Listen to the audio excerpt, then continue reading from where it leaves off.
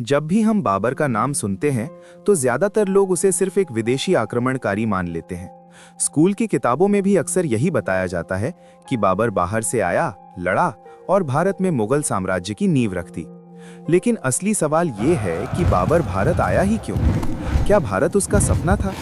क्या वो यहाँ लूट के लिए आया था, या फिर उसके पीछे कोई मजबूरी थी, कोई कहानी थी जिसे हम अक्सर नजरअंदाज कर देते हैं? बाबर का जन्म 1483 में फरगना में हुआ था, जो आज के मध्य एशिया में आता है। वो तैमूर लंग का वंशज था और अपनी रगों में शासक होने का गर्व लेकर पैदा हुआ था। लेकिन विरासत में मिली ये पहचान उसके लिए आराम की जिंदगी नहीं लाई। बहुत कम उम्र में उसने गद्दी संभाली और उतनी ही जल्दी वो गद्दी उससे छिन भी गई। चारों तरफ दुश्मन थे, रिश्तेदार थे जो सत्ता चाहते थे, और एक ऐसी दुनिया थी जहां कमजोर को टिकने नहीं दिया जाता था। बाबर का असली सपना समरकंद था, वही शहर जिसे तैमूर ने अपनी राजधानी बनाया था। बाबर ने कई बार समरकंद पर कब्जा किया और हर बार कुछ समय बाद उसे छोड़ना पड़ा। ये लगातार हारें उसके मन पर गहरा असर डालती रहीं। वो खुद अपनी आत्मकथा बाबरनामा में लिखता है कि कैसे वो बार बार सब कुछ खो देता था और फिर से शुरू करता था। जब मध्य एशिया में उसकी हालत खराब होती चली गई, तब बाबर काबुल पहुंचा। काबुल उसके लिए एक सुरक्षित जगह बनी, लेकिन स्थायी समाधान नहीं। वहां से वो देख रहा था कि उसकी पुरानी दुनिया उसके हाथ से निकल चुकी है।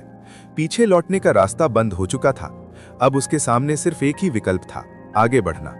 यहीं से भारत का विचार उसके मन में आया। भारत उस समय दुनिया के सबसे समृद्ध इलाकों में से एक था। यहाँ की जमीन उपजाऊ थी, शहर अमीर थे और राजनीतिक हालत कमजोर। दिल्ली सल्तनत अंदर से टूट चुकी थी।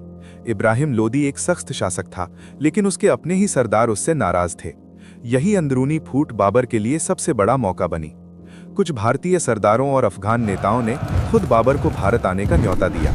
उन्हें लगा कि बाबर की मदद से वे इब्राहिम लोदी को हटा देंगे और बाद में बाबर वापस चला जाएगा। लेकिन वे ये समझ नहीं पाए कि बाबर कोई भाड़े का सैनिक नहीं था। वो एक ऐसा शासक था जिसे अब अपना भविष्य बनाना था।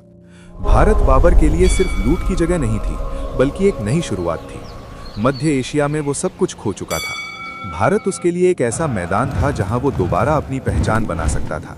उसके पास खोने के लिए कुछ नहीं था, लेकिन पाने के लिए बहुत कुछ था। 1526 में पानीपत की पहली लड़ाई हुई। बाबर के पास इब्राहिम लोदी से कम सैनिक थे, लेकिन उसके पास आधुनिक तोपें, बेहतर रणनीति और अनुशासित सेना थी।